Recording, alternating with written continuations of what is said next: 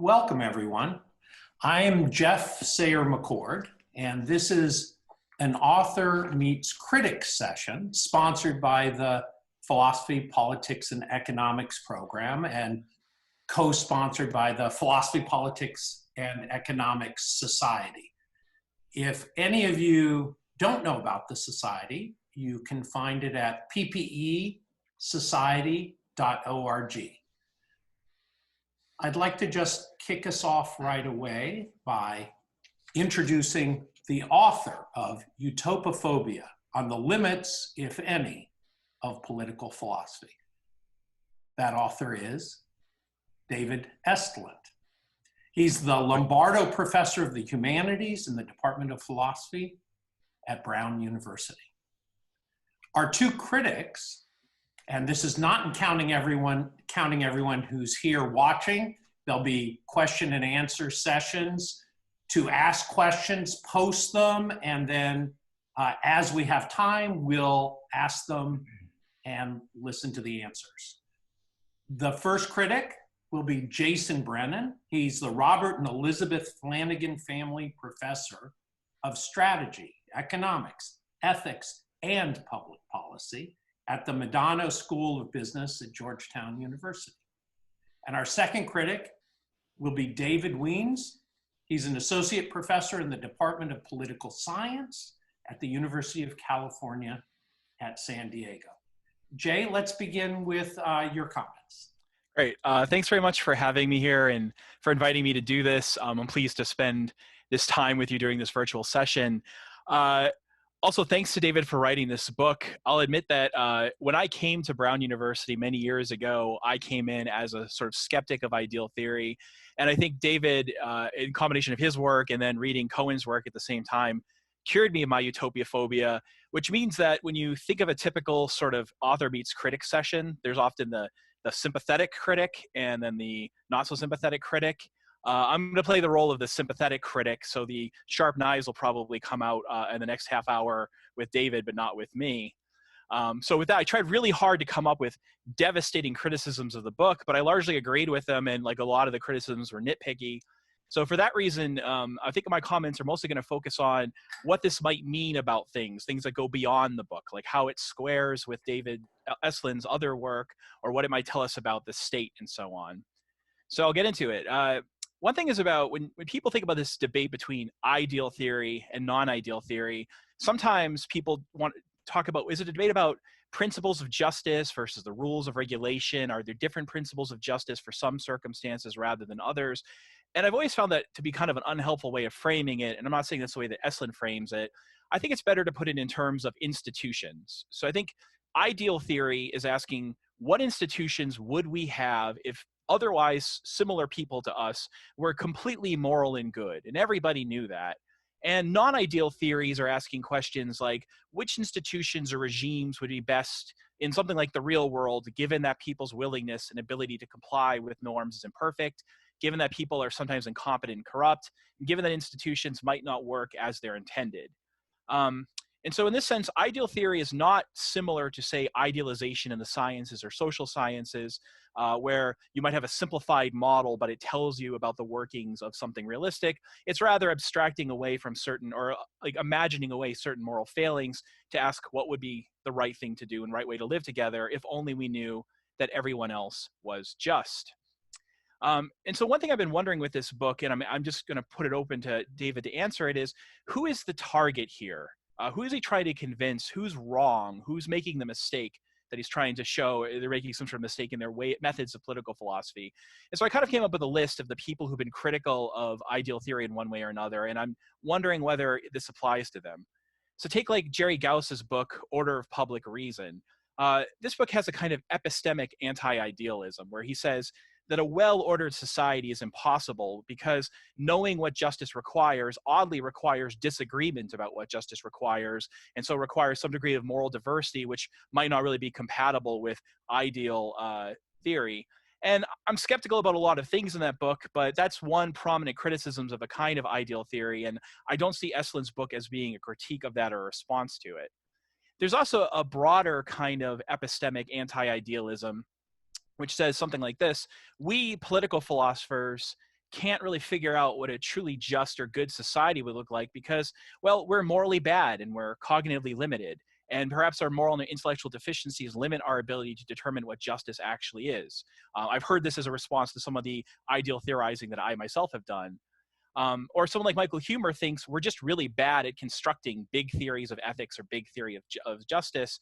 And so, we have particular intuitions about particular cases, but we're not really able to systematize those into theories of ethics or justice. And so really what's wrong with ideal theory is that it's theory, not that it's ideal. What about, say, Schmitz and Sen? I said I mentioned a few people. I don't see them as being opposed to utopian theorizing per se. I think they just think it's like not that interesting, and that the harder, more interesting questions are about which institutions we ought to have here and now, given how lousy people are. And they also tend to just argue that knowing what a perfectly just society would look like is not very useful for answering the question of, well, what could we do now that would be better? And I'm not sure there's much of a response there. If you take, say, like Chris Fryman's recent book, criticizing Rawls, he's not really criticizing Rawls for doing ideal theory. He's criticizing him for doing it badly. So he thinks that Rawls jumps back and forth between ideal and non-ideal theorizing in a kind of haphazard way to serve an ideological end, but he's sort of not playing fair with socialists or capitalists or others that he's criticizing. When you think about like the people who say like, oh, utopianism will get you killed, their point isn't really that ideal theory is wrong.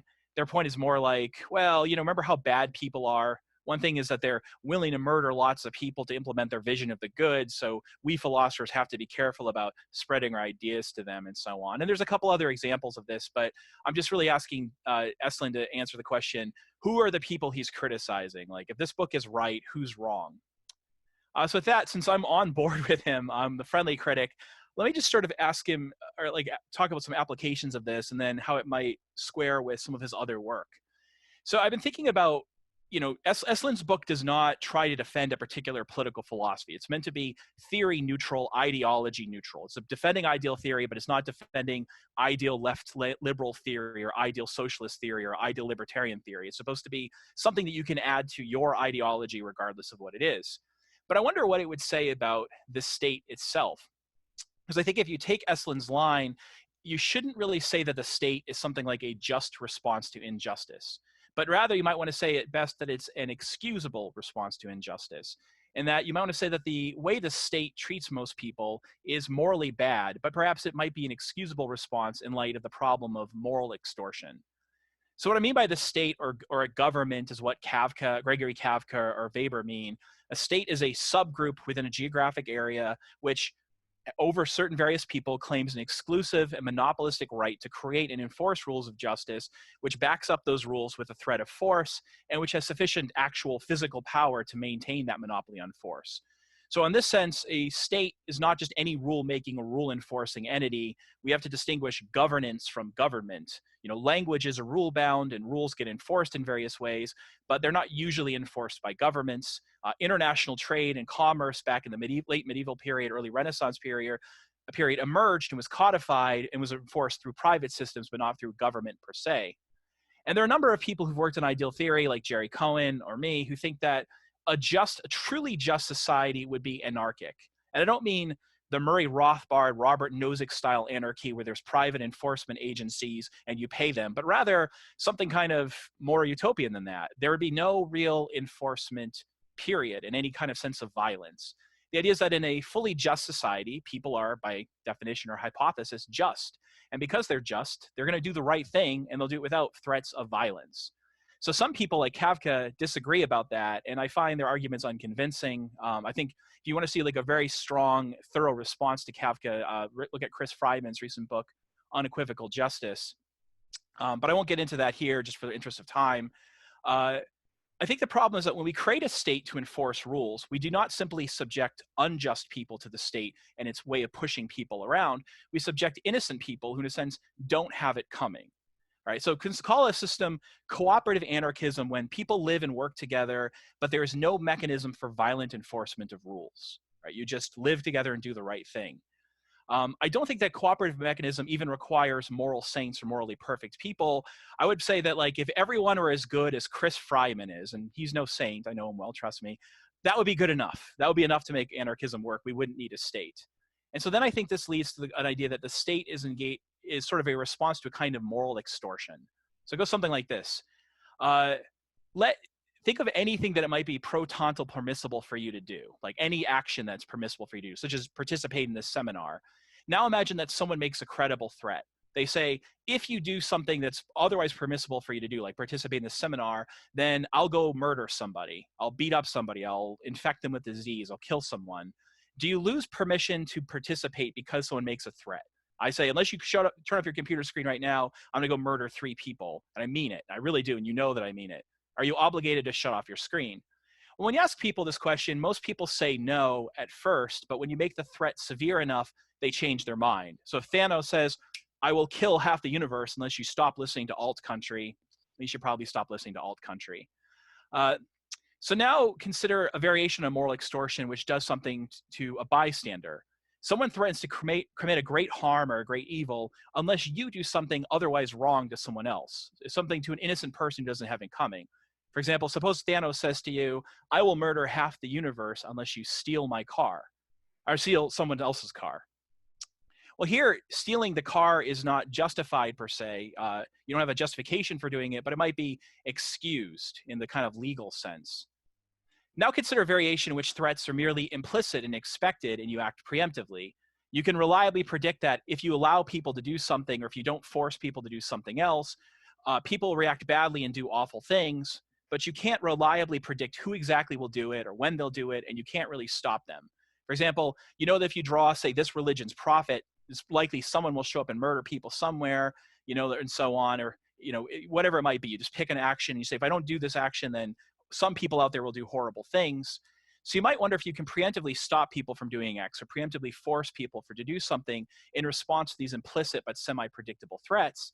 And again, it seems plausible that if the threat is severe enough in the terms of conjunction of the probability of the threat and the harm being done, then most people are going to say that you may at some point, and you may even interfere with others. And so this brings us back to the state. I know this is a bit rushed, but I think the Chris Frymans of the world, the people who are morally good enough to make anarchy work, but they're not saints, can say something like, hey, why are you subjecting me to all these coercive institutions? Someone like me should be living in cooperative anarchy. I would donate my extra income freely to anarchic redistributive mechanisms. I should live under governance, but not government. And yet here you are imposing monopoly of force on me, threatening me with violence, taxing me, and so on. I'm no saint, but I would totally comply with the institutions required by ideal theory. And in this point, Chris, in my example, has a point. It's one thing to subject criminals to coercive punishment and the threats of it, but Chris hasn't done anything wrong. It's also false to say he's likely to do something wrong with any such threats. On the contrary, he isn't. So at best, I think we have to say something like, well, we know there are lots of people like Chris who would make cooperative anarchy work, but we don't quite know who they are. We know there are lots of people, bad people out there who would prey upon others, exploit them, fail to contribute to public goods, and so on, unless they're under threat. And it looks like in this case, what we're doing is mistreating Chris and mistreating all the people like them. And at best, we can say that we're excused because of the threat of moral extortion imposed upon us by these unidentified bad people. If that's all correct, then the upshot is that the state is not and can't really be just. It's not even quite a just response to injustice. Rather, it's at best something more of an excusable response to implicit and semi-predictable moral extortion. All right, so I've got like 3 minutes left, and my final kind of question or comment is to wonder how this squares with Estlund's own work on democracy. So for one thing, Estlund is not under standard obligation to have all of his work cohere. He could change his mind. He could think this is a good argument, and this is for this, and this is a good argument for that. Maybe they don't fit together.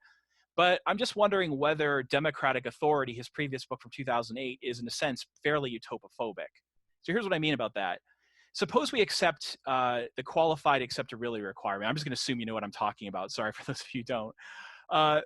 Which says that, but it's an absolute requirement. It can be trumped by other concerns. So if we had a choice between this society satisfies qualified acceptability, but everyone has horrible, really low welfare, and this society has tremendously good welfare, but it violates it, we might think that if the stakes are high enough, we should pick this society over that one, even though a fully just society would satisfy the qualified acceptability requirement plus some welfare principle.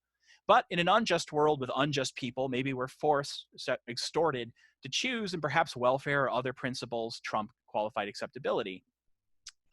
I'm not sure if Estlund sees himself as having a compelling argument about why we should implement democracy now in light of the various realist criticisms of democracy. And so then I wonder, like, this is sort of a dilemma that I think might be set up for him, where you have people who, like me perhaps, who are criticizing democracy on realist grounds, saying it doesn't quite work the way the ideal theory says it should. In reality, people don't behave this way. And perhaps the welfare losses are so high, this might justify or excuse trumping the qualified acceptability requirement and having some non-democratic form of government. So that's sort of the realist critique from maybe like the bottom. But then I also wonder, well, what about a critique of democracy from the top under ideal theoretic conditions? Why not just have some form of cooperative anarchism? And maybe sometimes people will make certain decisions in a sort of democratic, non-statist way, but they might not. And so then I wonder if democratic reason is, in a sense, the book not democratic reason, democratic authority is not ideal enough. It's not really ideal theory because it's not ideal enough. It's not clear why we really need a state under ideal conditions, let alone a democratic state. But then it's not really realist theory either. And it's entering this kind of in-between zone where, it's not really ideal theory, it's not really realist theory. And so maybe Estlund's new book is in part a critique of the old book. So I'm sorry that's a bit rushed, but I'll leave it that as my main questions and concerns, and I'm interested to hear what David has to say in response. But overall, I'm a super big fan of the book, so thanks for writing it. It's been great to read. Before I give Dave a chance to reply, I just want to let people know that they can ask questions throughout. After Dave's reply, we'll have a question and answer session, and then we'll move on to David Wiens. You want to tell them how they go about asking the questions? So for those who might not know, it's a chat function, is that right? It is. Down below, we just got our first question. There's a Q&A button at the bottom of your screen, and you can post a question there. Thank you very much. The floor is yours. Okay. Thanks a lot, Jay, for those comments, and thanks to David for coming. And of course, thanks to Geoff and to the Personal Protective Equipment Society for sponsoring. I'm really looking forward to this, and thanks to all the fellow Zoomers. Before I start, I had hoped to share a link to a handout, and the chat function has been disabled, but it's a tiny URL. So if you can make a note right now, I'll say it twice, and you can just type in this link and you'll get the handout. If you don't get the handout, it's not gonna be that big a deal, but it's worth a few seconds. So here's the link, tinyurl, all one string, .com/YDY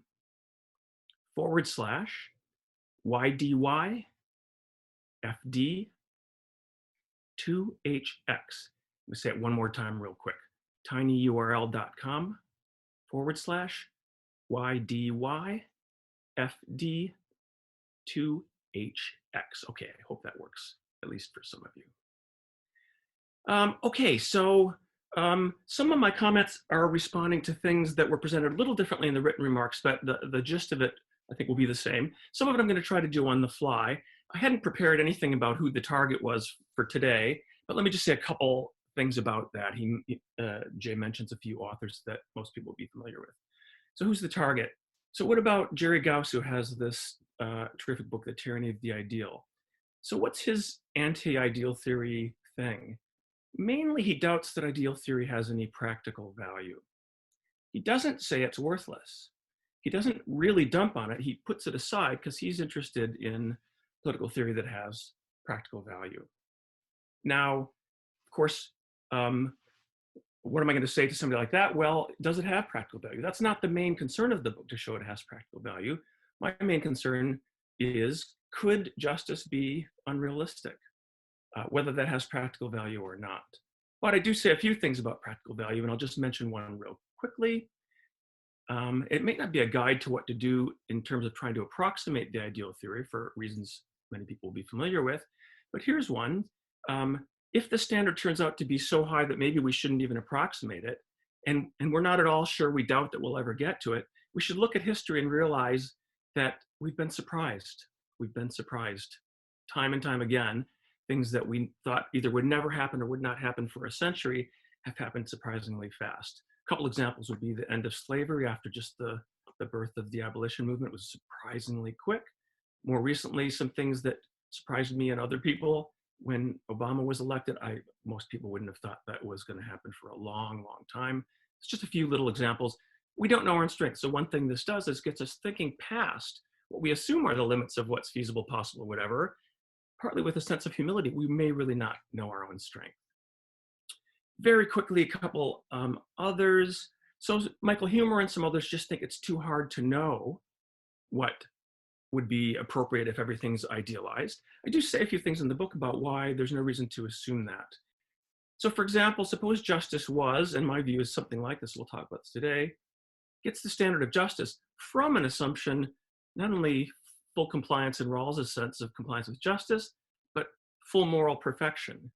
You might think whatever standard is going to come out of that is going to be unrealistic. Well, full moral perfection is unrealistic, that's for sure. But the standard that's going to come out of it may not be unrealistic. Quick example would be Rawls's theory, everybody's familiar with. I don't believe there's any place in that theory where anything changes on the basis of his drawing in a premise that people are morally imperfect in some way. Don't believe that's in there. So that could be the theory for morally perfect people too. And very quickly on David Schmitzen and Amartya Sen. I see David's here today. Thanks for coming, David. Well, I'm just going to reply to one part of that, and the most familiar Sen thing in particular is the thought that we may not need a standard of full justice. All we need is the rankings. Because for practical purposes, if we had all the rankings, why would we need anything more? Well, that's true. I have a whole chapter on, half a chapter on this, so I'm going to just hint at it, and you can look it up if you're curious. What I argue against the Sen move is that that's right, but he never says how we would get those rankings. All he gives us, and sort of self-consciously says, there are some obvious examples about what's juster than what. Well, yeah, those are the obvious ones. What we want is a theory that can fill in, if not all the rankings, a lot of rankings. And the question is, how would we do that if we can't make use of the convictions we have about justice, many of which imply that there's a threshold? Okay, that's a little bit shorthand, but I'm going to move on. Okay, one quick thing. I don't know if Jay said this in his spoken remarks today, but here's something he says that I wanted to say a little bit about in the written comments. He says, non-ideal theory asks, this is non-ideal theory now, what kind of regime will be best in the real world, given that people's willingness and ability to comply are imperfect, given that people are sometimes incompetent and corrupt, and given that institutions are not guaranteed to work as intended. Now, sometimes when the real world is inserted like this as an advertising point for non-ideal theory, it's meant to suggest that ideal theory is not about what's required or best in the real world. And for many people, that would diminish its apparent interest. But I emphasize in the book that the suggestion that ideal theory, as I develop it, is not for the real world is mistaken. So in an example I use a lot, suppose justice might require us, ideally, to build and comply with certain highly idealistic institutions. Well, it may be that we're required actually not to build them, but only because we wouldn't comply with them if we built them anyway. So that's concessive to a violation, but there remains the requirement that was violated, a superordinate non-concessive, we're going to talk more about this today, principle that says, nevertheless, you're required to build and comply. No, don't build if you're not going to comply, but you're doing something wrong by not complying because you're, by the fact that you wouldn't comply, because you're required to build and comply. That requirement is for the real world. It applies to us as we are. And we, if we violate it, we violate it. Okay, and very quickly, things like people's willingness, which Jay refers to, or they're being corrupt, what they're willing to do, what they're not, or they're being corrupt, that wouldn't somehow nullify that non-concessive requirement to build and comply. It wouldn't stop it from still being required in the real world. Not to build it, because maybe we shouldn't build it because we won't comply with it, but to build and comply with it. Those things like unwillingness, corruption, things like that, they don't amount to inability to do the thing that's required, so it's not clear why they would interfere with it still being required. That's closely related to a thing that Jay also mentioned in his written comments, not so much today, but it's an important thing that gets thought of a lot, which is, it seems like ideal theory is very often conditional.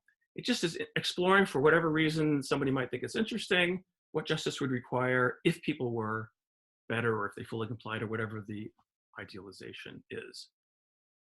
Well, notice that a theory could have a requirement that is, yeah, conditional, but also unconditional. So suppose we get this: if we build institutions X, then we ought to comply with them. Well, that's conditional. But the same theory could say we're required to build those conditions and comply with them. That's unconditional. It's not saying what justice requires if we were better. It says exactly how you are, you're required to build these and comply with them. Look, I know you're not going to, but you're going to violate this requirement. And you could do it. Okay, let's turn to some things Jay did talk about a little bit more in his remarks today. So Jay disagrees with Greg Kafka and some others that we would still have a need for a state if people were angels or if they were highly idealized. Just a couple quick comments on that. Now, if I did have to grant, which I don't want to grant, that there doesn't need to be a state in a fully just society or whatever the idealization is, then so be it. Then what justice requires either forbids or at least doesn't require a state. Now, is that damaging for me in some way? Some people say, well, that changes the topic away from political philosophy. It's not the political anymore if it doesn't have anything to do with the state. Okay, you could use the word political in that way if you want. I think it would be a silly, too strong word to say what I'm doing isn't political philosophy, but okay, so be it. Now the arguments stand. Call it schmalitical philosophy. Second, here's why I think we would likely need a state. A couple reasons, but here's one. Nobody needs to be morally imperfect in any way in order to have doubts about whether the other person is. And that can interfere with the possibility of cooperation. I actually read Hobbes that way. He does not appeal to our knowing that the other is imperfect morally or that we're imperfect. It's that we just can't be sufficiently sure that they're going to do it, and everybody could be morally perfect and in that condition of doubt, and we need a solution to the assurance problem. That's a classic justification for the state. Third comment is another reason a need for a state could arise even if everybody's morally flawless is I'm not convinced that even morally perfect people couldn't have occasion to fight. You could think of scenarios where, given what morality says, their interests are in conflict. Morally perfect doesn't mean suddenly everybody's interests are aligned. Jay criticizes that argument. He says, suppose they would fight, but if they're morally perfect, then they're not unjustly fighting. And so stopping them isn't required by justice. But that actually doesn't follow, I think. But anyway, I think it's good enough that if people will have reason to fight, or might often have reason to fight, even if they're morally perfect, and having a state could preempt such fights, then that's a decent ground for having a need for a state. It's not as if moral perfection gives us complete harmony. That's the basic point. It's a common thought that if everybody's morally perfect, everybody's interests would be aligned and so on. I think there's no general reason to believe that. Finally, some thoughts about democracy. I don't talk about democracy in this book at all, but I'm happy to think about this. And I've certainly been keenly interested in Jay's recent work on democracy. He wonders if this is how this relates to my book, Democratic Authority. But let me just respond to a few of his questions as I think of it now. He asks whether I think democracy would be required in a fully just society. Yes, probably, for the reasons I give in my book, so I'm not going to rehearse that whole theory. So I give reasons why I think for there to be political authority, there would have to be democratic authority. Now, I grant in a way to Jay that if democracy were disastrously epistemically inferior to some non-democratic arrangement, then probably democracy wouldn't be required. But I doubt that the improvements that could be made by any realistic epistocracy would be of a great enough magnitude. That's partly because of democracy's great achievements, and Jay grants these in his book, such as, relative peace and prosperity and so on, things that there's a lot of evidence democracies create and sustain. I see those accomplishments as taking up a sizable fraction of all the epistemic value there could be. Those are massive. There's only now a little bit left for improvement. So could something be massively better than democracy? There's just not that much room to be massively better than democracy. You put enough weight on those things. So second, he asks whether we really need democracy under the assumption of ideal theory, lots of idealizing assumptions, full moral and political compliance. As I say, I can imagine that there would be a need for a state.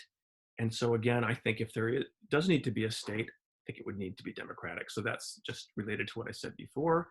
I'll just mention explicitly the qualified acceptability requirement. That's very similar to Rawls's liberal principle of legitimacy for those of you who don't know my little variant of it. Jay thinks that can't be of absolute weight and that if things were bad enough, we'd have to override it. That's right. If things were disastrously worse than some non-epistemic reason, then I think we may have reason to implement a non-democratic thing. We have reason to implement the non-democratic thing, even contrary to the qualified acceptability requirement. But as I say, I doubt that that's the case. So I think, yeah, democracy probably would plausibly be required. Okay. Thank you very much. There is time for some questions here, but I don't have any. I'm wondering if Jay wants to respond or whether we should just move to Dave's comments and then go back to both of you discussing at the end. What's your pleasure? Maybe I'll just say something very quickly about like the puzzle I have for Kafka, because I think Dave mentioned it. It's just, all right, you and I disagree about justice, but we're both good people and we're fully just and compliant people, but we disagree about justice and we're willing to fight it out. Well, then either if our fighting is unjust, then by hypothesis we won't do it because we're good people who don't do unjust things.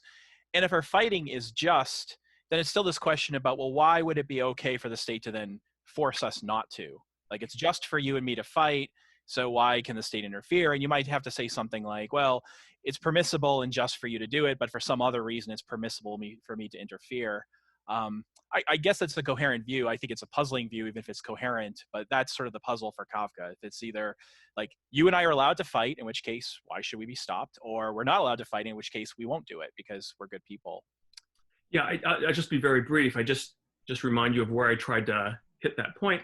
I don't see the inference from the fact that being a just person might in any case lead you to fight a morally perfect person, even with somebody else who's also morally perfect, that somehow that obviates the need for something that could keep us from fighting. It just doesn't follow. And it seems to me there could be, if there's a bunch of fights going on, it's gonna be a lot of, could be injuries, loss of efficiency, lack of cooperation. Nothing hangs on the fact that we're justly doing it. Maybe you want to add another premise you're not mentioning, that if we're justly doing it, some bridge principle, nobody can stop us, but I don't see why we should think that. And we do have a question from Sam Freeman. This is directed at Jason.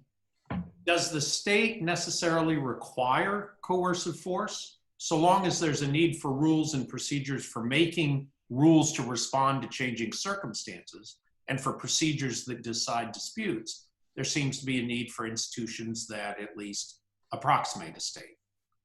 That's his suggestion. Yeah, good. I mean, this is one of those questions where you can get into a sort of semantic debate, like what are we going to call a state or not? So imagine we're living in a social system where we've all recognized that Geoff is the wisest and most virtuous person there is. And whenever we have a question about a dispute or something that like what might be right or wrong or a conflict of interest, we simply go to Geoff and ask him what we ought to do. And then we always do it. And so he has this sort of monopolistic rule-making power and authority over us because we all see ourselves as bound and obligated to follow his advice, knowing that he is morally perfect and omniscient. But also it just turns out that Geoff never would enforce any of his rules using any coercive mechanisms, however you want to define coercion, and no one else would either. I'm inclined to say that's not a state, even though we have something like a monarch, a philosopher king, but it's not quite a state, just because I want to follow the kind of classic Weberian, Kafkaesque, Kafkaarian analysis of what a state is, where it's about the enforcement mechanism, not simply about the authority. If you want to say that is a state, that's fine. I think that we're just using the word slightly differently and there's nothing substantive there.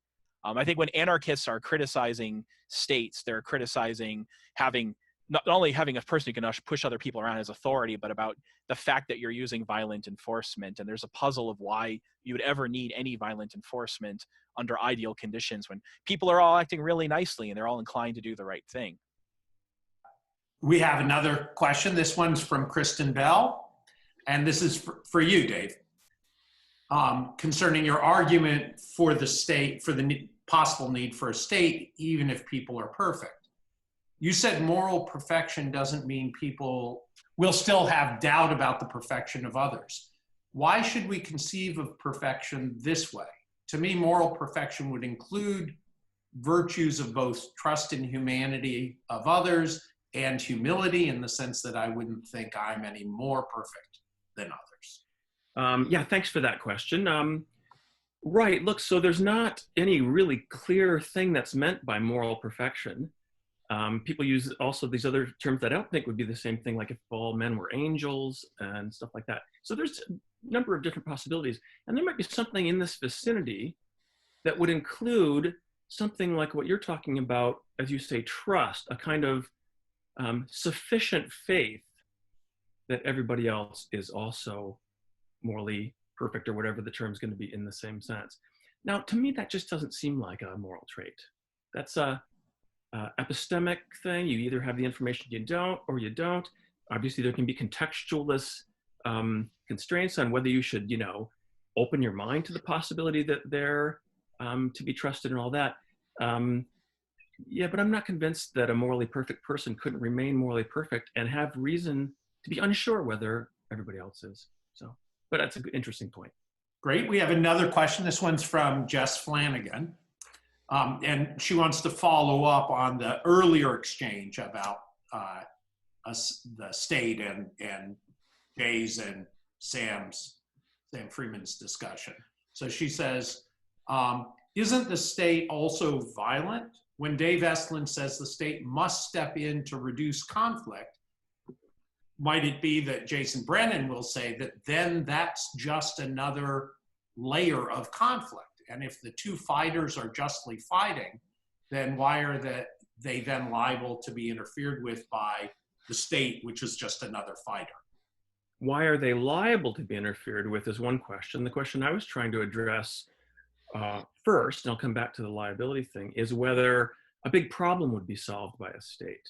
You're right, it's another level of violence in a way, but as the state's traditionally understood, it's got a monopoly, it's got massive violence, and that wouldn't be enough all by itself, but with that and some other assumptions, you can vastly dampen down the amount of actual open violence.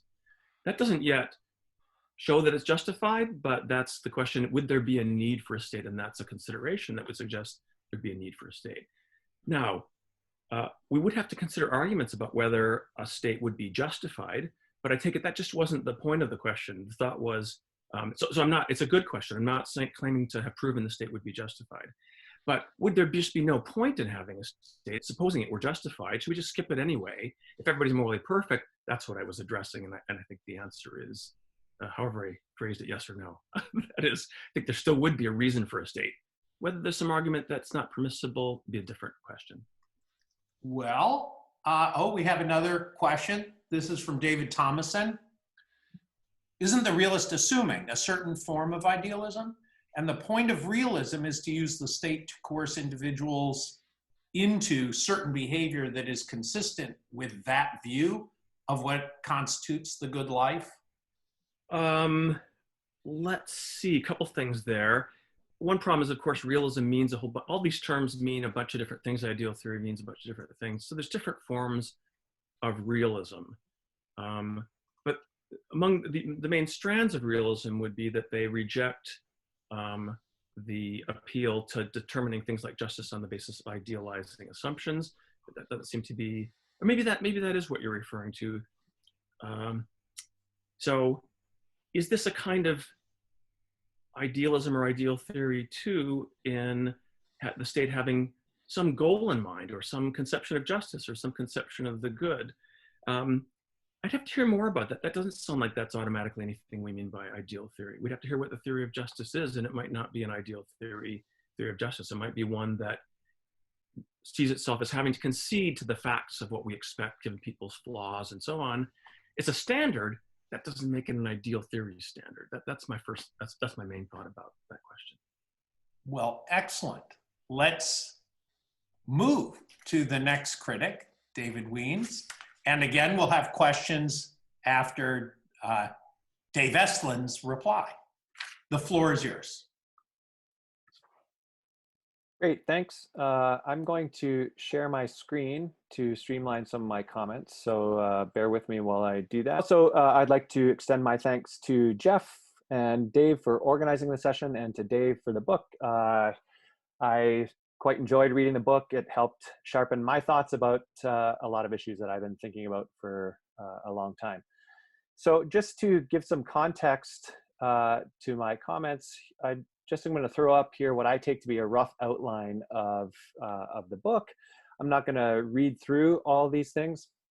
The main thing that I want to do with this is to say that among all these, I take these to be kind of the key propositions in the book. I want to focus on this one that I've numbered 3, which is the claim that prime justice is has a strong claim to be the true, or Dave also uses other adjectives like correct or justified standard of justice. Now, the reason that I want to situate that claim within other key claims is that I want to present a challenge really just as a discussion starter to this highlighted claim, but I want to do so while granting all the other key claims that are on the screen here. So in particular, I'm not going to challenge the thought that a standard of justice is not defective if it makes unrealistic demands. I'm not going to challenge the thought that standard of justice applies in highly idealistic circumstances, and so on. Now, just as a sort of first pass at what that challenge is, I want to show how it might be the case that prime justice lacks primacy, as Dave often puts it. And so if prime justice lacks primacy, then it's not going to be the case that its claim to be the true or correct or justified standard of justice is any stronger than that than the claim of a concessive requirement. Now, importantly, I'm not here saying that concessive standards are instead primary. So this isn't a claim to stump in favor of some sort of non-ideal standard of justice. Rather, the claim is that non-concessive and concessive standards might be on a par, in which case none of them have primacy. Now, to make sense of the challenge that I want to present, we have to get a little bit clearer on this distinction between concessive and non-concessive standards or requirements.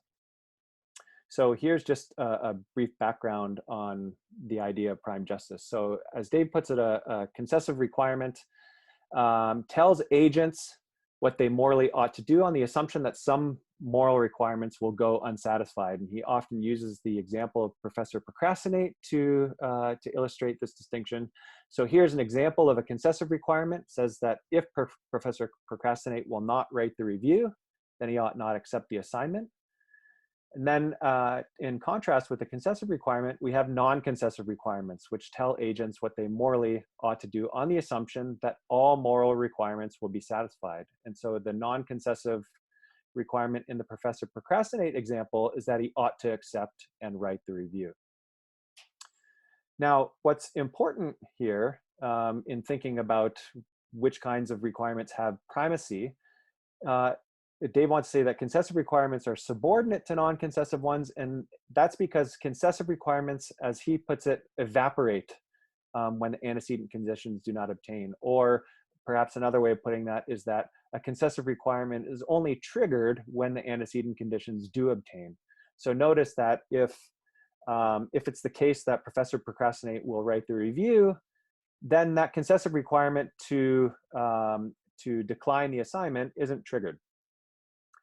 In contrast with that feature of concessive requirements, non-concessive requirements do not evaporate in that way.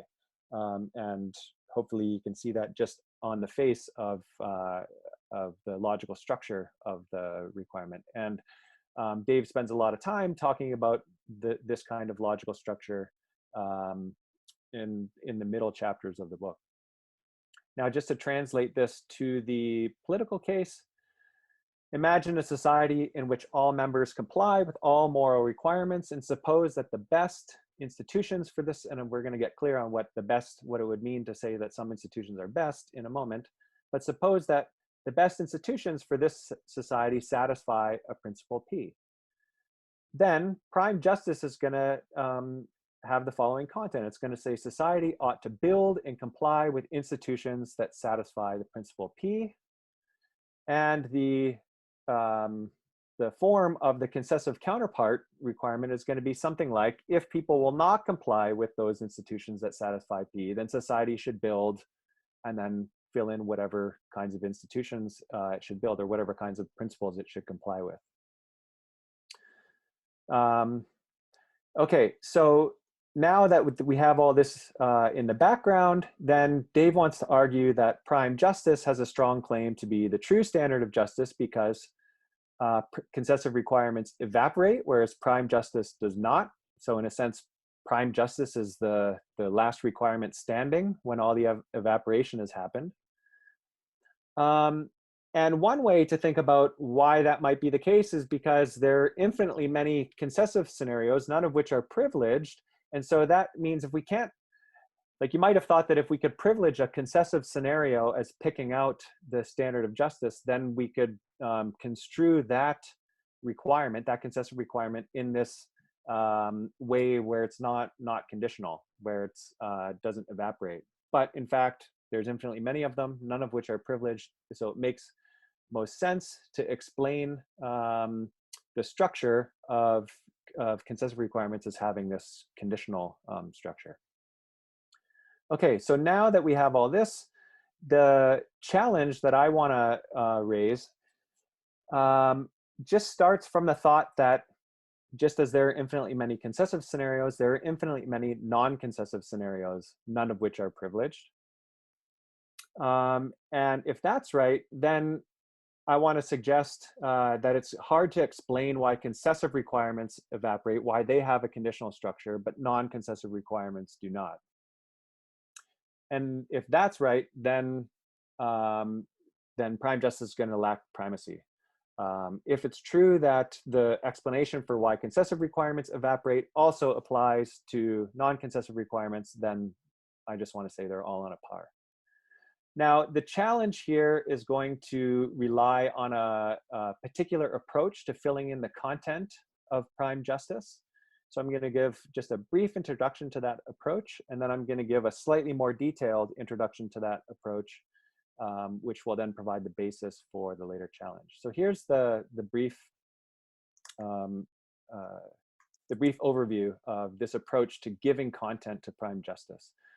So the idea is that we start off assuming a society in which everyone complies with all requirements, but now we want to know, well, what kinds of institutions should work out best for the society, or what have you?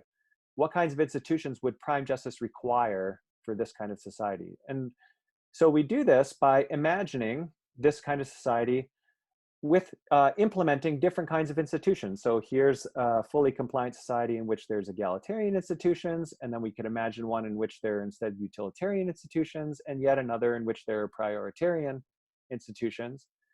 And so then we take these idealized societies here, these non-concessive societies, and we ask ourselves, which of these is the best? Would we rather live under egalitarian institutions, or utilitarian, or prioritarian?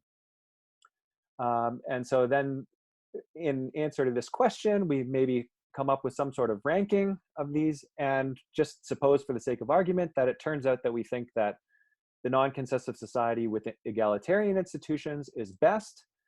And if that's the result of our comparative evaluation, then that gives us the content of prime justice, right? Then prime justice requires that society build and comply with egalitarian institutions.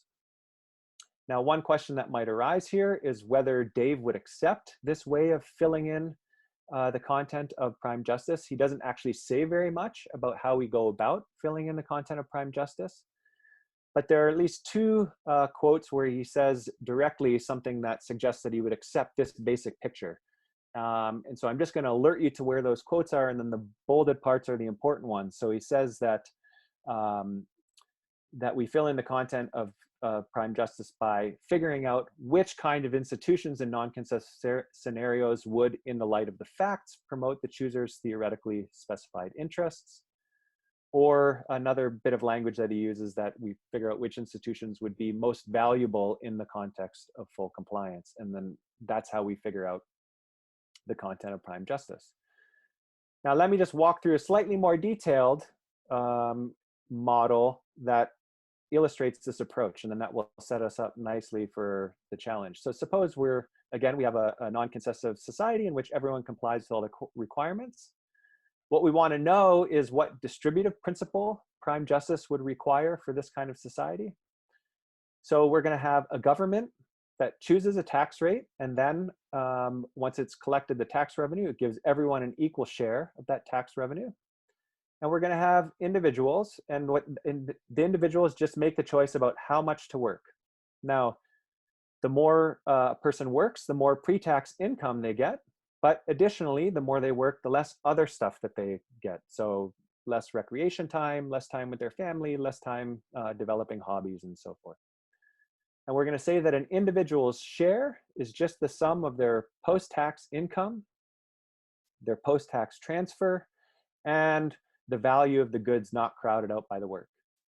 Now, in the spirit of the pre-tax max example that Dave often uses when he's talking about building and complying, we're going to assume that everyone works as much as they would with zero taxes, and we're just going to assume that that's a moral requirement. So in addition to complying with all the other requirements, they're complying with this requirement on their labor choice, which is that they work as much as they should with zero taxes, or as much as they would with zero taxes. Now, so that's the setup for the non-concessive scenario. Now we just plug in different kinds of institutions.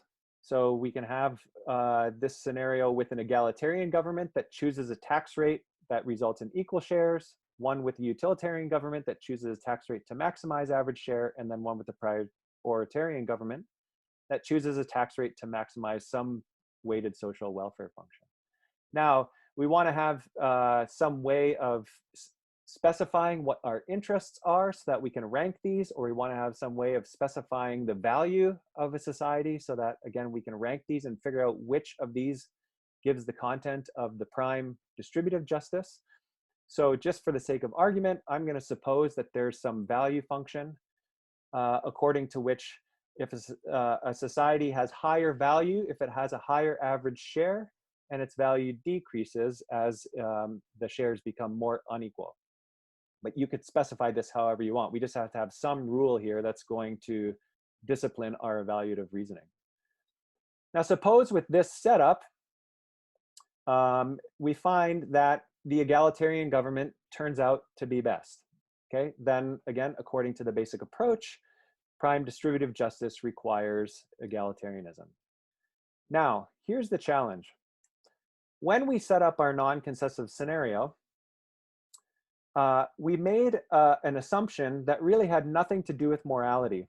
And it had to do with the way that individuals think about this trade-off. So notice that more work gets more pre-tax income, which is something that adds to their share, but it also takes away from other stuff that they care about.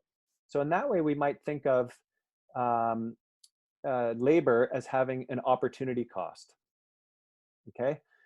And we made an assumption in thinking about how individuals value their shares. We made an assumption about how they make that trade-off between income on the one hand and non-income related goods on the other hand. So let's say that just for the sake of ease of reference, let's say that our assumption initially was that labor cost is moderate. That's how the cost is perceived by the individuals. Now notice we could make all kinds of other assumptions about this. So here are three different assumptions. We could have assumed that the labor cost is perceived to be slightly more than moderate, or just a little bit more yet than moderate. Okay, so these are now three different non-concessive scenarios. They're fully non-concessive. Everyone is complying with all the requirements, including the requirements on their labor choice. The only difference across these scenarios is that our assumptions about individual psychology, and in particular in the way that they think about the trade-off between income on the one hand and non-income goods. And now we just run our comparative exercise all over again, so we can have egalitarian, utilitarian, and prioritarian variants of each of these non-concessive scenarios. And if we accept the value function, or if we maintain the value function that we used in the initial setup, then we get, as before, that the egalitarian institutions are best when the labor cost is moderate. But actually, as we change our assumptions about the perceived opportunity costs of labor, our evaluation of the institutions changes. So when the labor cost is perceived to be slightly more than moderate, then prioritarian institutions come out on top according to this value function. And if the labor cost is perceived to be even more strenuous than that, then according to that same value function, utilitarian institutions come out ranked best. Now, this leaves us with the question that, what does prime justice require? Well, if we assume one thing about this non-moral dimension, namely the perception of the opportunity cost of labor, if we assume one thing about that, then we get one answer to what prime justice requires. But if we assume something else, we get a different answer. So the upshot here is that we have, of course, we could have many more non-concessive scenarios than the ones that I've given here. So we have conceivably infinitely many non-concessive scenarios and different answers to the question of which institutions are best for those non-concessive scenarios, which leaves us with a radical indeterminacy about what prime justice requires. So just wrapping up now, here are the questions that I think this challenge prompts for discussion. So first set of questions would be, which of the infinitely many non-concessive scenarios should we investigate to determine the content of prime justice? And is there some non-arbitrary way to identify a privileged non-concessive scenario? A second set of questions would be, how should we think about prime justice in the face of this indeterminacy? Or more generally, how should we think about standards of justice? Do we just now only have standards of justice that are indexed to sets of facts, for example, contextual standards of justice? And then just as a slight side note, I just wonder how this kind of indeterminacy relates to the kind of indeterminacy that Dave discusses briefly in the book. And then finally, I think that indeterminacy at the concessive level is what makes it plausible that they have the logical structure of conditional requirements rather than the logical structure of plural requirements. I might be wrong about that, so I'm keen to hear more about that from Dave. But if that's right, then the challenge shows that the same kind of indeterminacy holds at the non-concessive level, in which case it would make sense to say that non-concessive requirements also have the logical structure of conditional requirements rather than plural requirements. So anyways, those are my remarks, and I look forward to Dave's reply. Shall I go ahead, Geoff? Please do. Okay, thanks very much, David. Let me first say a very quick little note. This term, which we're not explaining today, but pre-tax max, it's based on what I call a Karen's market, based on this brilliant idea by Joe Cairns. And I thought I would mention that because it looks like Joe's here today, so we should give him credit for that. Thanks, David. I think these comments have been really useful. As I'm going to explain, they've forced me to clarify one of my central arguments in my own mind, and in what will turn out to be a revised formulation. I don't think it's changing the argument, but I'm getting clear about how the argument is supposed to go. Now, we're trying not to presuppose any familiarity with the book today, but at the same time, this issue is pretty deep into the weeds of the book, so it's going to be a little trickier. The handout will be helpful. I hope we can make this clear. I thought David's presentation was very clear. Let me also say that the prime justice thing is by no means like the linchpin of the book, or it's just one thing. Nothing else in the book really hangs on whether the argument that prime justice might be the content for justice is correct. But anyway, I hope it is. Okay, so David summarizes my position this way, fairly, I think. Prime justice has a strong claim to be the true standard of justice because of two things. Concessive requirements evaporate, prime justice doesn't. That is, there's a priority or primacy or superiority relation between them, that non-concessive is on top. And secondly, and here's the main thing we're going to talk about, there are infinitely many concessive scenarios, none of which is privileged. And then he goes on to point out that there are infinitely many non-concessive scenarios, right? The ideal ones, the ones under the assumption everybody's morally perfect. Now, by scenario, David means a certain kind of fact set, and he considers these three different fact sets, varying in how people value their labor, the opportunity cost of labor, all of which could be a part of a any of the three could be part of a non-concessive scenario, one in which nobody's doing anything wrong. That's right. So if my worry about concessive theory were that there are infinitely many possible concessive fact sets, then as he says, that's no different from the fact there are infinitely many non-concessive fact sets. And like David, though, I see no problem with that, and he doesn't either, with there being that kind of infinity. But that's not my complaint against concessive theory. But the difference is subtle, and I'm going to use some different terminology to see if I can make it a little clearer. And I didn't elaborate it in the way I'm going to do today in the book, so any misunderstanding is certainly my fault and understandable. The indeterminacy that I mean to point to concerns the many possible, what I'm going to call requirement gaps. I'm going to introduce that term today. I'll say what they are in a minute. But even here, keep an eye on this. The complaint is not that there are many of them, these requirement gaps. It's that there's no way to privilege any of them and that there needs to be. Now, I should say I did call my complaint no privileged concessive scenario. That's on page 31. But I went on, still not perfectly clearly, to gloss that as this question: which of the infinitely many possible profiles of moral deficiency would be specially fit to set the concessive requirement of true social justice? So that's getting closer to the what I think the complaint should be. It's not just the infinity of possible scenarios, but the infinitely possible profiles of moral deficiency to which social justice might be anchored or indexed. So let me try this new terminology and try to explain how the argument goes this way. So let's say a requirement gap is going to be the measure, just let it be a rough idea for our purposes, the measure of how far actuality falls short of some possible standard of justice with respect to compliance. You have a standard, and then you hold it up to reality, and there's some gap. That's the requirement gap. More is required than is the case. Simple idea. And let's also suppose that any realistic world will open up a big gap, a yawning gap between reality and prime justice. Now, I'm not sure that's true, but many people think so. Let's suppose that's true. Because remember, that's the standard for basic social structure that would be appropriate under full moral compliance, and you might think that's going to also be an unrealistically high standard. Anyway, so a very large, what I'm calling requirement gap. And now consider this complaint, one I hear a lot in various forms, that the largeness of that gap, that is its lack of realism in that sense, its unrealisticness of the gap between the standard and the reality, is held to be a fatal defect in the prime justice account. Now, if that's the complaint, that implies that a non-defective account of justice is going to have some smaller requirement gap, less of a gap between what's required and what's the case. And by what's the case, I mean what is and what will be the case, all that actuality.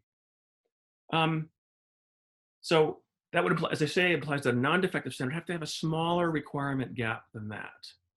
Okay, so can't be linked to moral perfection. It's got to be linked to something more realistic. Here's the problematic indeterminacy as I see it. It appears when we ask this question: how great can the requirement gap be in a theory of justice? That is, the gap between the standard and actual reality as it is and will be. So here's why we need an answer, I think. If nothing's said about this, then either there is no impermissibly large requirement gap, in which case the criticism of prime justice lapses, can't be too great if there's no upper limit. Or if it's said that there is a limit, but without showing where the limit is, even roughly, or how we would determine that, why it's there, then I don't think we're shown that this can be done. Then the next step in the argument is to try to show that there is no non-arbitrary way to set that appropriate requirement gap limit, I'm going to call it now. Okay, what's the upper limit on a permissible, in the theoretical sense, that is for a sound theory, what's the upper limit on the requirement gap if prime justice is too great a gap? Now notice that the question about what's the highest possible allowable limit, what's the gap limit, that stands even if a particular compliance profile or fact set is specified. In the case of each profile of actual compliance, the question is still going to be, well, how far can the standard of justice deviate from that reality? So that applies for every single profile. So the multiplicity of profiles is not doing any work here. So this question arises for any fact set. If prime justice with its full moral compliance implies too great a requirement gap, then what level of non-compliance is not too great a gap in determining the appropriate principle for justice? And that's what I claim there's no good way to answer. And I think that would be a fatal indeterminacy in a supposedly concessive theory of justice. The indeterminacy is not among different scenarios in the sense of fact sets. It's among the various possible places you could set the maximal requirement gap. Now, there is one salient place the gap limit might be set. You might look for salient things on this continuum for how big that gap should be allowed to be. One very salient one would be at 0. No gap between the standard and the reality. You might say there can't be any gap between the standard. But, well, that would certainly make justice realistic, right? Maximally realistic, because the theory of justice would just have to say what's required is exactly what's the case, or at least no more than is the case. So I treat that as an absurd view. I call it complacent realism. I don't think anybody wants to take that view. Justice requires exactly what is and will be the case. Okay, so that's not gonna, the salience of that one is not gonna be helpful. So it's gotta be a bigger gap than that, non-zero, but not so big as prime justice. Okay, how big can it be? So again, I'm trying to put this a couple different ways to see if I can get it something like clear how the argument goes. So the troubling indeterminacy is not that there are multiple possible concessive fact sets, none of which is privileged as the scenario to which justice should be tailored, because I think that should be expected. And David doesn't think there's a problem there either. The troubling indeterminacy is between possible requirement gap limits. That is the infinitely many degrees to which the sound standard of justice might deviate from the actual compliance profile. And there's no non-arbitrary way to set what that limit should be. Okay. Now, maybe there is no limit. I'm sort of summarizing to some extent, and I'm going to make one further point. Again, as I said, if we just back away and say, okay, right, there's no non-arbitrary way to set that, there's no limit, but then the criticism of the prime justice theory lapses. It can't be accused of having too great a gap between what's required and how things are. And again, if there is a limit that prime justice goes beyond, and so it's defective in that way, we need at least some understanding of how a limit could be non-arbitrarily set. Okay, now here's a final point. Now, if there is no gap limit after all, prime justice would escape the objection that what it requires is too far from actual levels of compliance, right? If there's no limit, it hasn't exceeded the limit. But admittedly, that's not enough to select prime justice. As David was starting at from the beginning, certain things in this vicinity would just put them all on a par, and that's all that would do. It hasn't exceeded the limit, but none of them have exceeded the limit.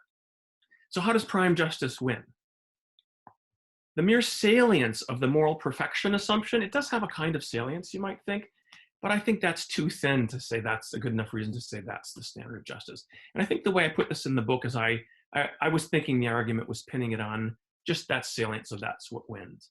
But there's another argument in the book too, which is the one I think should bear the weight, and David was referred to as well. Now we switch away from anything about the requirement gap, how much gap there can be between requirement and actuality. That's not going to help us choose. And then we revert to this other argument, that the non-concessive has a kind of priority or primacy over the concessive. I'm just almost done, and we can't go into that argument much here. David sketched it very briefly, but just to remind you how that goes, consider the requirement, for example, to do A and B, a requirement to do A and B. And the requirement, since you're not going to do B, not to do A. Okay, that could be like a professor procrastinate, required to accept and write, but if you're not going to write, you're required not to accept. The requirement to accept and write is non-concessive. The concessive one, to accept because you won't write, has this feature that it evaporates if the first one is met, and that's an asymmetrical thing. Jackson and Pargetter, who invented the procrastinate example, call this its overriding this. I don't know if that's a more evocative metaphor. Okay, so that's it. The way prime justice wins in the end is not anything about this gap, a requirement gap. One more time, the indeterminacy that's problematic is not an indeterminacy among the multiple possible factual scenarios. It's the indeterminacy on where to set the maximum requirement gap. Okay, so I'll stop there. Thank you very much. We have a couple of questions. The first one is from Olga, and I'm afraid I don't know how to pronounce your last name. Lenshevska. Yes, thank you. Say it once more. Lenshevska. Thank you. Hi, Olga. This is a question to Dave.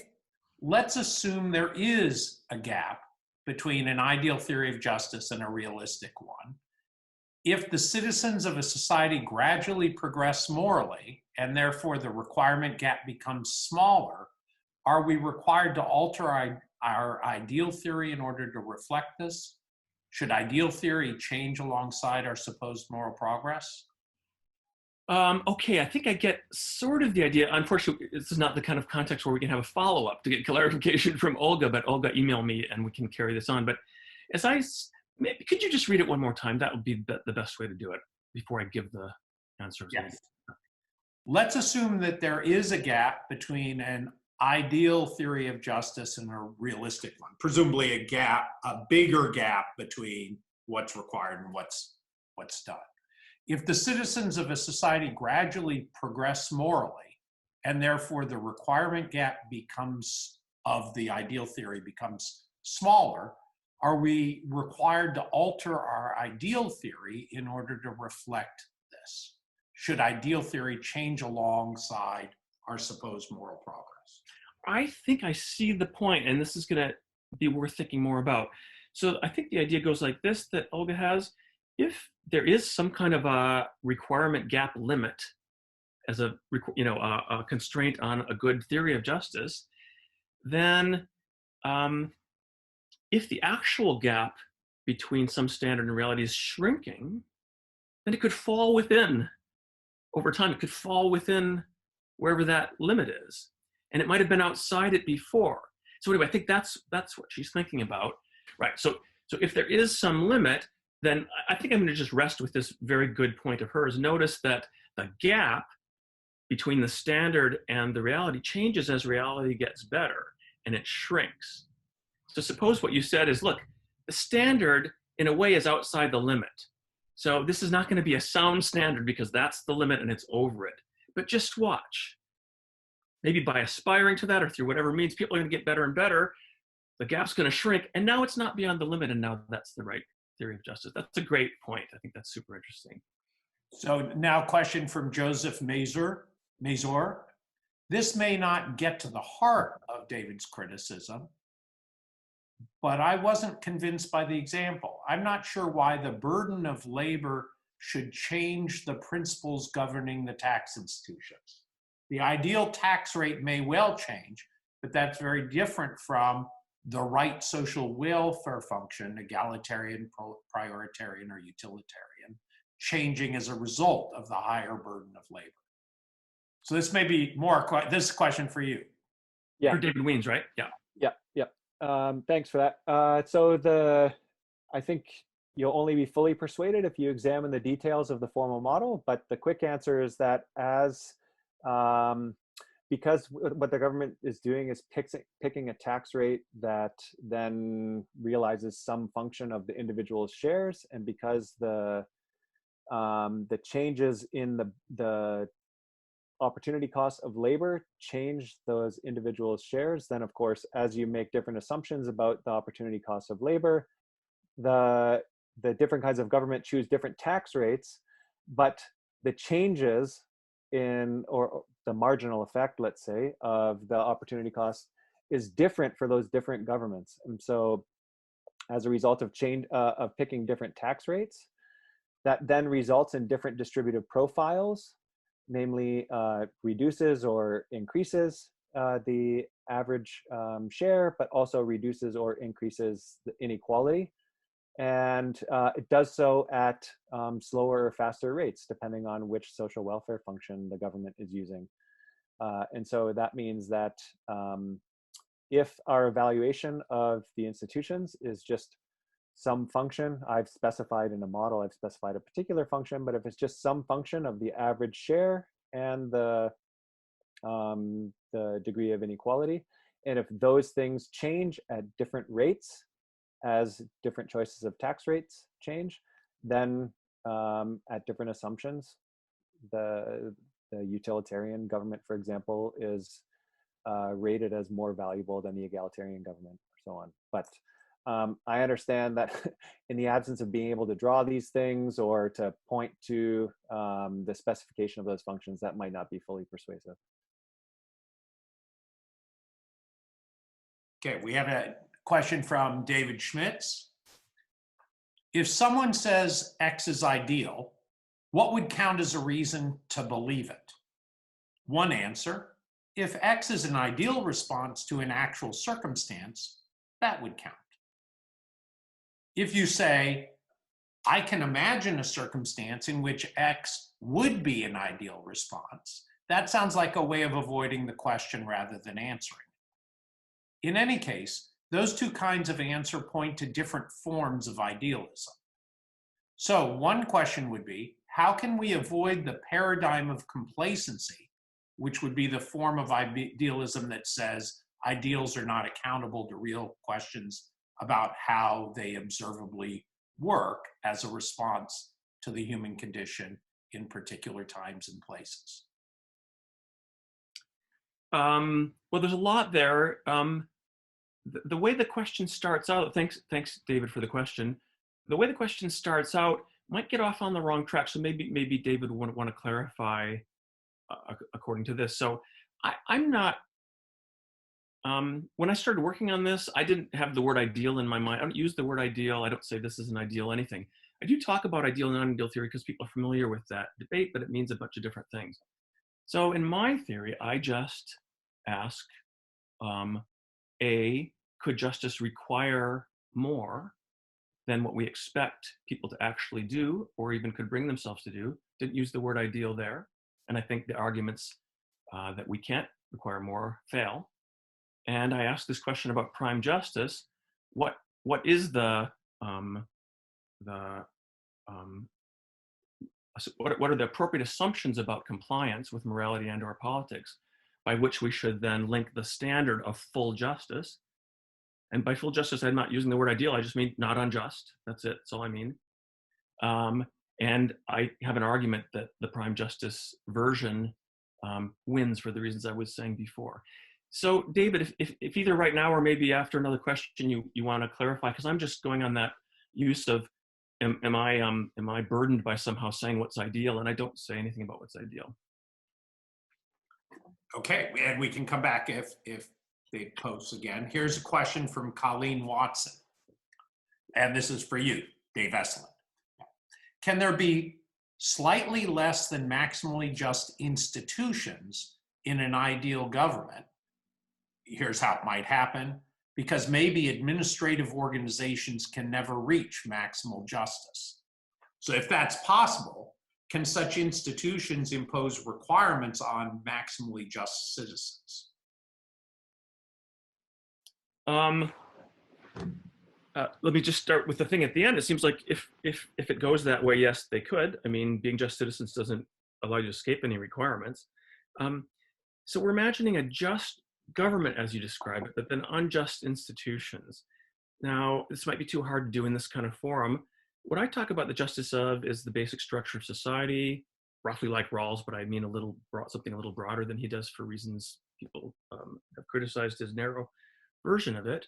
And so if it's a just society, then could it have unjust institutions? Well, the arrangement of institutions can't be unjust because that's what it is to be a just society. I don't think you're asking this, but some of the institutions could fail to meet standards of justice for that institution, yeah. So, there's this famous debate about justice in the family and so on. Well, maybe the family could be unjust by whatever standard is appropriate to family, But it's if it's a just society, and that's a major institution, no, there can't be an unjust arrangement of institutions just by definition. Now, still, there is a little more to your question. So suppose there's a standard of ideal justice. Now, I accept a version of ought implies can, so it can't require this of us if we can't do it. But can't is a very key word in this book, can't versus won't. So if you say, what if the institutions can't meet it? Well, if you mean they really can't, which means even if we all tried and never gave up prematurely, as unlikely as that might be, we still wouldn't succeed, then we can't, and then it's not required. But you might mean, suppose it's just not realistic to expect them to meet it. We know enough about people to know they're not going to meet it. So the standard now could be correct in my view. The institutions are falling short of the standard. Now you ask this, could they require things of the people even though they're falling short? I think it's an interesting question. I think, I don't see in principle why they couldn't. I don't have any argument on the table that institutions can't have any requiring power unless they're part of a just basic structure, but maybe somebody would give that kind of argument. But I see how there's a question there. I don't think it's an interesting one. I don't think I need to give an answer one way or the other there, so I'm not sure what the answer is. Okay, and we have a question from Amanda Green. You, Dave Estlund, seem to be arguing that a concessive scenario cannot anchor what we should do relative to prime justice, because concessive scenarios all involve some, quote, requirement gap, close quote, the acceptable amount of which cannot be non-arbitrarily determined. I wonder if this assumes that there cannot be other conclusive grounds for anchoring what we should do in a concessive scenario versus a non-concessive scenario. These grounds could have nothing to do with the quantity of the requirement gap in this concessive scenario relative to other concessive scenarios. Are you assuming this? One example might be common law has worked for several centuries, whereas utopias haven't lasted nearly as long. So its degree of concessiveness is within some appropriate range, thus available for anchoring what we should do. Thanks, Amanda. There was a place in the way that proceeded that, again, maybe we're on different tracks, because I'm not asking what requirements there are in a concessive scenario. Here's why.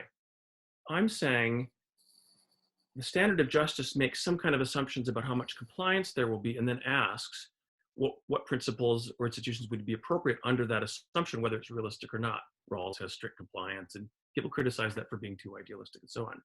It's not asking about what to do in a imperfect scenario of any kind, right? It's asking how idealized can the assumptions be, where we then ask what would be appropriate arrangements and principles of justice. So my question is, how idealized can it be? How big can the gap be between what the standard would end up requiring and what will actually be the case? Right, so I'd have to look back at the rest of the question, but it looks like it's asking, how would we answer questions about what to do in less than ideal conditions? Okay, I'm not sure that's your question, but in case it is, people do have that question. The prime justice, suppose I'm right, that's the standard of full justice, may give us guidance on that. We'd have to see what it is and how we got there, but it's not guaranteed to. And this is mainly for the kind of familiar reasons of second best. It might be, here's the standard of full justice. It has ingredients A, B, and C. Well, maybe we should do A and B even if we're not going to have C, but maybe not. Maybe they're no good without C.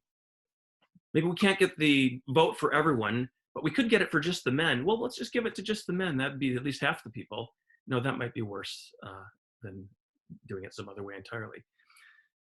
So I'll stop in just a second. The short answer is a theory of what full justice requires is not guaranteed to give any practical guidance to what to do in less than fully just conditions. I suspect in the end it would provide some guidance. Some things would be required in both cases. It's just simply not guaranteed, and I don't rest its value or interest on its being able to do that. So let's, one last question. We're coming to the end of our time. This is from Keith Hankins, and it's for you, Dave Estlund. If you're willing to grant, as you seem to in response to Wiens, that there are potentially infinite ways of partitioning both the concessive and non-concessive facts relevant to justice, is there then a worry that prime justice is likely to be plagued by a problematic degree of pluralism? Put another way, each person's favored way of partitioning the facts is likely to lead to a different ideal conception of justice, and disagreements between those conceptions will then have to be resolved. But how? Good, thanks, Keith. I see no problem for a theory that says here are the principles for full justice, and then it turns out that there's a huge array of possible arrangements that would meet those principles. And you could call the preferences for one of those another kind of part of a conception of justice, or maybe that's not what the preferences are based on or whatever. But the main point is that pluralism, even if it's infinite, which I suppose it is infinite, I expect it to be infinite, infinitely many arrangements probably could meet whatever the appropriate principles are. That just says what justice requires is one or the other of those. That's all. Now, how would we decide which? That's a good question, but I'm not trying to address it. I just want to say, here's the question we're asking. Which among the arrangements that would satisfy the principles of justice should we have? And they would all satisfy them by hypothesis. Can I follow up? I hope that addressed it. Please. So I think that doesn't actually quite answer the question. My example is supposed to show that for different assumptions about the opportunity cost of labor, you get different principles. And you've just answered about there possibly being infinitely many arrangements that satisfy some principle. But the question is how to decide when the approach to filling out the content of prime justice gives you different principles depending on what you assume about the non-concessive facts. Yeah. Thanks. I couldn't tell from the question which way he was going, because you could get pluralism either way. You could get you could have a standard of justice and then plurality of things that can meet it, or you could have a fact set and have several different principles of justice. Now, again, I don't see what would be wrong with that pluralism. That is, suppose it turned out that it was a different principle of justice for each fact set. Okay, we got it. It's going to be complicated, but given the fact set, that sends us to the principles of justice. So I'm not objecting to that kind of pluralism, and I don't see that it would be a problem. I do think that, I think pluralisms of those kinds are going to be all over the place in this area, and not particularly problematic. And they'd all have primacy? They'd be on a par? Well, primacy comes from its being non-concessive, that's all, yeah. And which of those would we use to index the requirement gap? The measure of the, which of those, so just to take my example, let's suppose that we now have egalitarian, utilitarian, and prioritarian principles are all determined to be prime justice, the content of prime justice. Depending on the fact set, right? Yeah, depending on the non-concessive fact sets. Now, which of those would we use as the anchor for a measure of the requirement gap? Which of them should we use? Now, my question when we ask which of them, maybe you could put it in these terms, which of them should we use? We're wondering what level of requirement gap should we use? That's the problem I'm worried about. Yeah, now, I know, but you have to have a measure. It's presumably going to be in terms of distance from what prime justice requires, but now prime justice requires 3 different things depending on which non-concessive fact set you assume. And so there would be one measure of similarity to egalitarian institutions, one measure of similarity to utilitarian, and so on. So now we have 3 measures of a requirement gap, and they're all on a par. Pick your. I mean, the polemical situation is not entirely clear, but let me try this. So we now have 3 alleged, principles of justice. We want to know if we think, this is a sound approach. Well, maybe somebody says, well, one of those, look at the huge yawning gap between the standard and the reality that was anchored to. That violates some standard, like prime justice is crazy. It's way too big a gap. This one's too big too. So among the ways we might choose between these is whether some of them violate constraints on sound theory. One of them might be a requirement gap limit? So that's the question I'm seeing there. Maybe some of them will be disqualified by that, but then I say there's no non-arbitrary way to set a requirement gap limit. I think we should wrap this up for the whole group webinar session, but I wanted to thank you, Dave Estlund, for writing such an engaging book. Thank you, Geoff. Covering subtly such lovely ground that really helps clarify a lot of things. And I'm extremely grateful to Jason Brennan and David Wiens for the helpful, probing, critical, and charitable comments. Likewise. And finally, thank you to everyone who came. It's a pleasure to see you here on our list of participants, and hugely beneficial to have your questions as part of the process. Great questions. Thanks, everyone. I'm really grateful. I will just mention we're having some other author meets critics sessions coming up.